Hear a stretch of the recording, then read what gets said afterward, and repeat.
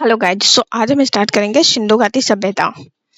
सिंधु घाटी सभ्यता पढ़ने से पहले आप यहाँ पे देख सकते हैं, मैंने एक इमेज क्रिएट किया हुआ है। जो इमेज यहाँ पे आपको दिख रहा होगा, सिंधु घाटी सभ्यता, ठीक है। अब हम देखते हैं,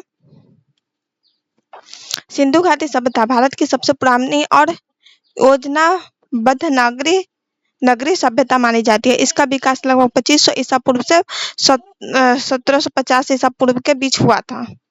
ओके, यह सभ्यता मुख्य रूप से सिंधु घाटी और उसकी सहायक नदियों के किनारे बसी थी। इसे हड़प्पा सभ्यता भी कहा जाता है, क्योंकि इससे पहले इसका पता हड़प्पा नामक स्थान से चला था। ठीक, अब देखेंगे हम, परिचय तो मैंने देख लिया। हाँ, प्रमुख स्थल और विशेषताएं। सिंधु घाटी सभ्यता का प्रमुख स्थल क्या है? हड़प्पा है, मोहनजोदड़ो है, धौलावीरा है, लोथल है, कालीबंगा है, राखीगढ़ है और आलमगीरपुर है। ठीक है, और ये हड़प्पा जो है पंजाब में है, और मोहनजोदड़ो सिंध पाक में है, धौलावीरा गुजरात में, लोथल गुजरात में, कालीबंगा राजस्थान में, राखीगढ़ हरियाणा में एंड आलमगीरपुर उत्तर प्रदेश में। ओके, यहाँ पे विशेषताएं लिखी हुई है जो आप देख लेना। अब देखेंगे नगर योजना। सिंधु घाटी सभ्यता की सबसे बड़ी विशेषता इसकी नगर नियोजन प्रणाली थी। ओके, सड़कें एक दूसरे को काटती थी, घर पक्की ईंटों के बने थे, हर घर में कुआं और स्नान घर था, नालियां ढकी हुई थी और व्यवस्थित थी। नगर के दो लोगों में बांटा गया था, नगर को दो भागों में बांटा गया था। तो देखते हैं नगर योजना क्या थी। सिंधु घाटी सभ्यता की सबसे बड़ी विशेषता यह नागरीय योजना प्रणाली थी, और इसमें क्या था, सिंधु घाटी सभ्यता में सड़कें एक दूसरे को काटती थी, मतलब कि ग्रिड पैटर्न में थी। घर पक्की ईंटों का बना हुआ था, घर में कुआं और जो अभी क्या बोलते हैं वाशरूम स्नान घर सब था, नालियां ढकी हुई थी और मतलब कि व्यवस्थित रूप से अच्छे से पूरी चीजें बनी हुई थी। नगर को दो भागों में बांटा गया था, एक ऊपरी नगर और निचला नगर। खास वर्ग के लिए था ऊपरी नगर, और निचला वर्ग के लोगों के लिए क्या था, आम लोगों के लिए क्या था, निचला नगर। अर्थव्यवस्था, कृषि, मुख्य फसलें गेहूं, जौ, कपास था। ओके, सिंचाई का कोई निश्चित प्रमाण नहीं मिला, वर्षा पर निर्भरता थे। भारत में कपास की सबसे प्राचीन खेती यही है, इसे ही सिंध कहा जाता है। ओके, तो व्यापार क्या था, भीतरी और बाहरी व्यापार प्रचलित थे। व्यापार के साधन क्या थे, गाड़ियां, नौकाएं। विदेशी व्यापार मेसोपोटामिया था, ओमान, फारस। मुद्रा के रूप में मोहरों का प्रयोग किया जाता था। ठीक है, शिल्प और हस्तकला, धातु कार्य का तांबा, सोना, चांदी, मिट्टी के बर्तन, चूड़ियां और खिलौने थे। चाक पर बने बर्तन भी थे, प्रसिद्ध मूर्तियां थी। नर्तकी की कांस्य मूर्ति थी। मोहनजोदड़ो योग मुद्रा से पुरुष पशुपति शिव के सम्मान थे।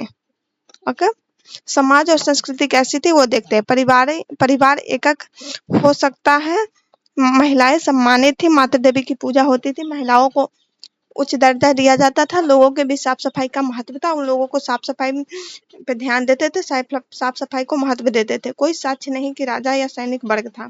ओके, कोई प्रमाण नहीं है जिससे यहाँ पे राजा और सैनिक वर्ग था। क्या था, समानता आधारित समान समाज की संभावना। धर्म क्या था, माता देवी की मूर्तियां मिली थी, पशुपति शिव जैसे देवताओं की मुहर, 3 मुख्य पशुओं से घिरा था, पेड़ पौधे, पशु पक्षियों की पूजा, पीपल, बैल, एक श्रृंगी जानवर था। अग्नि पूजा, जल पूजा के प्रमाण भी मिले हैं, मंदिरों का कोई निश्चित प्रमाण नहीं मिला हुआ है।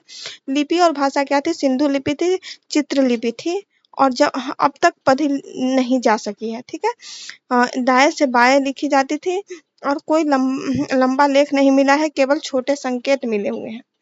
विज्ञान और तकनीक, सटीक वजन और माप प्रणाली, जल निकासी की उत्तम व्यवस्था थी, शहरी नियोजन में उत्कृष्टता भी थी, चाक की सहायता से बर्तन बनाना था, धातु और मणि कला में दक्षता था, पतन के कारण क्या थे? अब तक सिंधु घाटी सभ्यता के पतन के निश्चित कारण की पुष्टि नहीं हुई है। कुछ सम्मानित कारण है। कारण क्या था? नदी मार्ग में परिवर्तन, सरस्वती नदी का सूखना, जलवायु परिवर्तन, वर्षा में भारी कमी होना, बाढ़ होना, मोहनजोदड़ो में कई बार बाढ़ के प्रमाण भी मिले हुए हैं। आंतरिक अशांति, सामाजिक आर्थिक ढांचे का विघटन हुआ है। आर्यों का आगमन एक सिद्धांत है और पूर्व प्रमाण नहीं है।